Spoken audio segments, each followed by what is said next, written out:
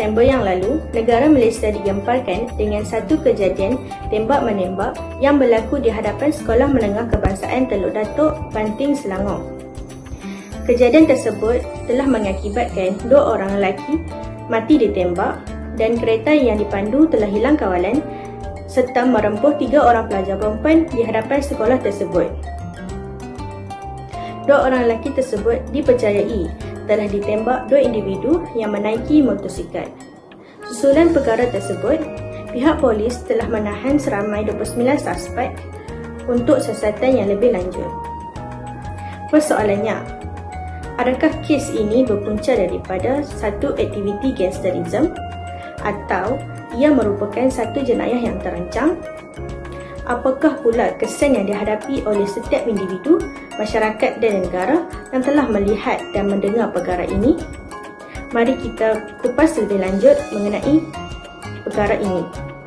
Beberapa faktor atau punca yang menyebabkan seseorang itu menjadi gangster adalah latar belakang keluarga yang serba kekurangan dan mempunyai masalah kewangan. Ini menyebabkan seseorang itu kurang mendapat kasih sayang dan tumpuan dari ibu bapa. Selain itu, pengaruh rakan sebaya dan pengaruh media juga merupakan faktor yang besar menyebabkan gangsterisme berlaku. Ini kerana personaliti yang lemah dan tidak mempunyai jati diri yang kuat. Tingkah laku antisosial juga merupakan faktor. Ini kerana sikap yang suka menyendiri menyebabkan gangsterisme berlaku. Akhir sekali, perasaan ingin mencuba juga dapat menyebabkan gangsterisme berlaku. Hal ini kerana seseorang yang suka mencuba atau mempunyai perasaan ingin mencuba akan menyebabkan gangsterisme berlaku dan kebarangkalian besar seseorang itu cenderung ke arah gangsterisme jika seseorang itu mudah marah disebabkan pertikaian kecil, suka merosakkan harta benda, sering pulang lewat dari sekolah, sering keluar di waktu malam, melepak, mempunyai rekod akademik yang kurang memuaskan, menghadapi masalah disiplin, mempunyai rekod kerja sekolah yang buruk atau ponteng, menunjukkan sikap tidak bertanggungjawab seperti melanggar undang-undang, bergaduh, menggunakan senjata tajam, merokok, sentiasa berbohong untuk mendapatkan sesuatu, melanggar peraturan, berkelakuan ganas dan tidak bertanggungjawab atas perbuatannya, serta berkomunikasi secara agresif dan suka bersikap. Seterusnya, susulan daripada kes tembakan di Banting ini kita dapat kaitkan dengan undang-undang. Apabila memahami tujuan suatu undang-undang, maka dalam perbincangan falsafah undang-undang, ia berada dalam konsep kedaulatan undang-undang, yang mana bermaksud kerajaan dan rakyat keseluruhannya terikat oleh undang-undang dan wajib mematuhinya. Bagi negara Malaysia, kedaulatan undang-undang adalah falsafah negara yang disenaraikan dalam rukun negara yang keempat. Dan kejadian di Banting ini jelas kita dapat lihat bahawa undang-undang diperlekehkan dan kejadian ini juga berlaku di hadapan khayalak ramai. Dan ini mewujudkan perasaan takut dalam kalangan masyarakat. Justru kepatuhan kepada undang-undang mampu menjamin keharmonian dan keselamatan negara juga lebih terjamin. Kesan terhadap individu yang terlibat dengan kegiatan gangsterisme adalah ia akan menjatuhkan maruah diri. Hal ini boleh dilihat melalui cara hidup mereka di mana mereka menggunakan kekerasan serta keganasan sebagai suatu dorongan atau sumber untuk meneruskan hidup. Kesan kedua adalah mereka tidak akan dapat hidup dalam keadaan yang sejahtera.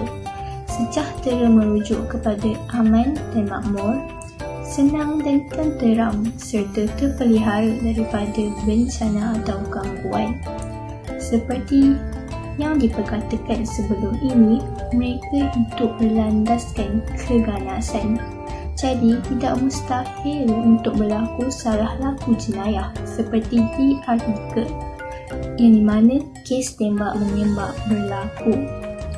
Mereka bukan sahaja diburu oleh pihak berkuasa iaitu polis, malah mereka akan diganggu oleh kumpulan gangster yang lain. Akibat perlakuan remaja melakukan kegiatan gangster tersebut, keluarga pelaku gangster turut mendapat impaknya kerana bila setitik rosak susu sebelangnya, masyarakat akan hilang kepercayaan terhadap keluarga tersebut. Malah, maruah keluarga juga akan tercalar dengan tindakan remaja tersebut ibarat menconteng orang ke muka. Ibu bapa kepada remaja bermasalah tersebut akan merasa kecewa dan menyesal kerana bagaikan mereka telah gagal dalam mendidik dan mendisiplinkan anak-anak mereka dari segi tingkah laku. Selain itu, hal ini boleh menjejaskan masa depan adik-beradik yang lain dan lebih teruk lagi jika menjejaskan emosi kesemua ahli keluarga yang tidak dapat menerima tekanan daripada masyarakat.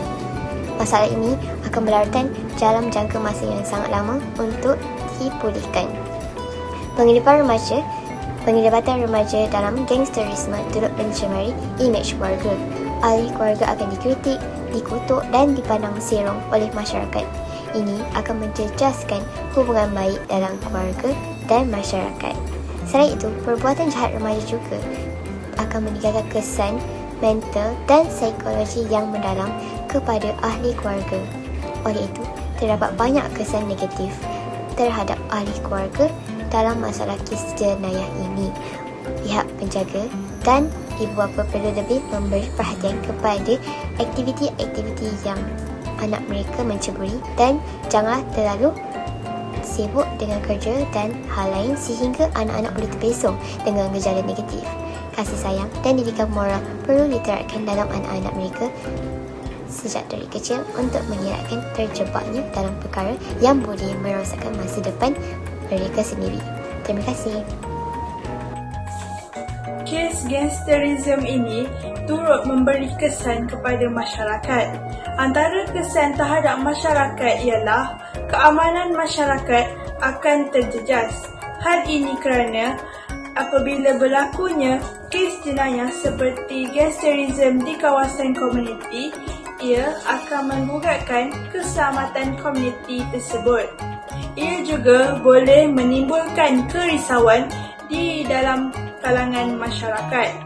Selain itu, kesan masyarakat terhadap kes gangsterisme juga ialah masyarakat kurangnya bersatu padu. Hal ini disebabkan oleh sikap masyarakat yang tidak ambil peduli tentang kawasan sekeliling. Mereka risau sekiranya ambil peduli, mereka akan turut terbabit dalam siasatan yang sedang dijalankan.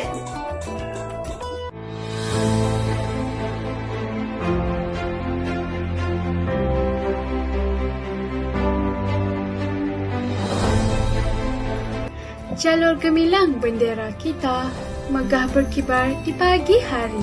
Selalu kita berdoa padanya supaya negara aman harmoni. Baiklah, saya akan menerangkan tentang kesan kes tembak-menembak ini kepada negara kita. Kesan yang pertama ialah negara kita akan dipandang rendah oleh negara-negara lain. Hal ini kerana kurangnya kesepakatan di antara rakyat yang akhirnya menyebabkan keamanan negara kita terjejas. Seterusnya, negara kita akan dianggap kurang berjaya dalam menanamkan nilai agama di dalam setiap diri masyarakat. Setiap agama menekankan tentang keamanan di dalam diri penganut masing-masing. Jika nilai ini tidak diterapkan dalam kalangan masyarakat, ia akan menyebabkan aktiviti jenayah seperti ini akan semakin berleluasa dan dikhawatiri akan menyebabkan negara kita tidak aman.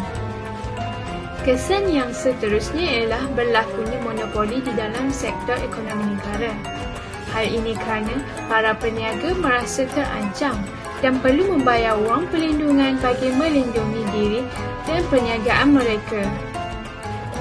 Akhir sekali, hubungan ekonomi di antara negara kita dan negara-negara luar akan semakin berkurangan.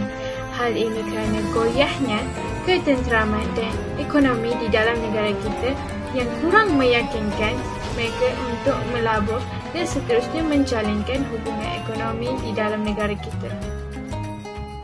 Akhir sekali, pengajaran yang kita dapat peroleh daripada kes ini adalah kita perlulah sentiasa berfikir dengan waras sebelum melakukan apa-apa jenis tindakan. Selain itu, kita mestilah berpegang teguh pada prinsip rukun negara. Hal ini kerana rukun negara melambangkan identiti kita sebagai seorang rakyat Malaysia yang bertanggungjawab dan berwibawa. Sekian sahaja daripada kami. Terima kasih.